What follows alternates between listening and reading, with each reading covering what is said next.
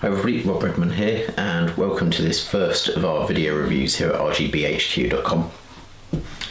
This one's going to be a road test review of a product I've been using for a couple of years now, and it's one that I love. I'll start off by saying that. Quick note on ethics: we're not paid to say nice things about anybody's products. This is generally something that I've used and loved.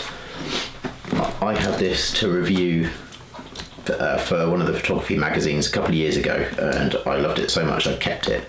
And it's from ONA, an American company who make camera bags. Now, it is a camera bag, as you'll see as I show you inside it, but more importantly, it's become just my daily bag, so it's kind of my satchel. Now, this is the ONA Brixton, and this is the kind of full-grained leather version in cognac, I think they call it.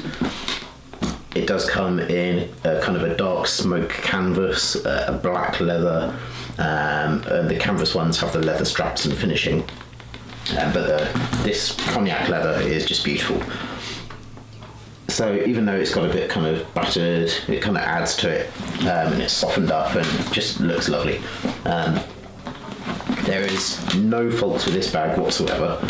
I'll just give you a quick rundown of how it operates and everything. It's a very simple bag. It's a solid construction. On the back there's space for iPad or notebooks, or I use it for passports and train tickets, that sort of thing. There's a pocket on each side, goes right the way down the end, useful for pens and kind of small notebooks. That's the sort of thing I use quite a lot. Over here I usually keep a few business cards in there. The straps that are attached onto these little latches can be adjusted. Now, I've heard of some people who've had this bag and they've lost this end. I'll take a few close-up photos to add to this video so you can see what I'm talking about.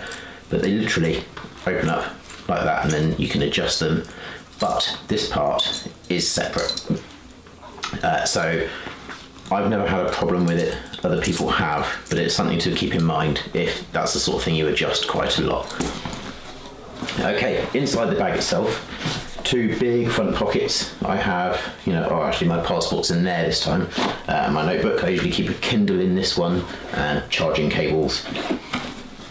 And then inside is kind of a grey textured fabric, which is velcroable. So we have 4 dividers in here. We have a big one on the top, which I'm hoping you can see there, which fits a laptop in. A 13-inch MacBook Pro Retina fits in there perfectly. And then I've got the dividers set up. I have this larger section here, which has kind of gloves and bits and bobs for just kind of general day-to-day things. I have another smaller section over here, which I usually keep a charger and spare batteries in. My other divider is over here, and I keep kind of like a small selection of things like plasters and paracetamol, aspirin, that sort of thing, just things that I use on dry travels because I travel a lot. And then this leaves this last section, which is taking up maybe a quarter of the inside of the bag, not including the pouch for the laptop. And in there I usually have a SD card pouch and an X100 and a wide angle converter and lens cap, and that fits in there perfectly with loads of room to spare, like really lots and lots of room. I do also occasionally keep a 5D or 7D with actually the lens which is on the C100 Mark II at the moment, which is the Canon L series 24 to 105 f4, which is a really good walk around lens.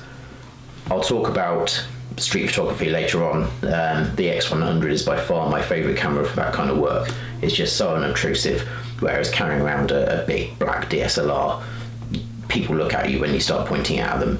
But the X100, you don't have that problem, which is why it's almost always in here. The only reason it's not in there for this video is because I've lent it to somebody else in one of the studios here, so he can try it out. Okay, so what can I say about the bag? It's beautifully constructed, the stitching is lovely. It has this kind of fold over section which is full leather on both sides, and that means that as you flap the cover over, it retains some weatherproofing. I've never had water get inside this bag, not once, and I don't know anybody else that has. Stitching for the handle on the back is really strong.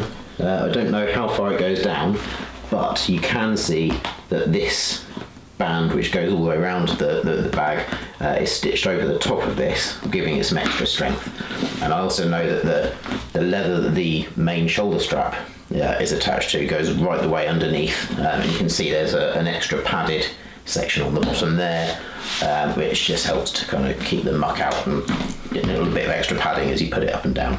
Like I say, some people have complained about the weight, but you know, this is a thick, full grain leather bag. It's not going to be light, but I use it all day, every day, wherever I'm going. It's been all around the world. I think it's done 50,000 miles in the last year. It's been to China, Hong Kong, America, all over Europe, and it's never let me down. It always fits exactly what I need on. It fits under the seat in front of me on a plane, so I can have my Pelly 1510 with camera gear on it in the luggage rack above me. This can go on with, you know, a snack and a drink and all that kind of stuff for long flights. My Kindle, most importantly, or my iPad. So that's the ONA Brixton. I definitely recommend it. I think it's about $400. And check out the different colours. If you are worried about the weight, or you don't particularly like leather for whatever reason, then check out the slightly cheaper canvas versions, although they do have leather straps and details. But wonderful bag. I'm hoping and expecting that I'll get a good few years use out of this. In fact, I imagine I'll hand it down to my daughter when she's my age, and she'll be able to do the same again.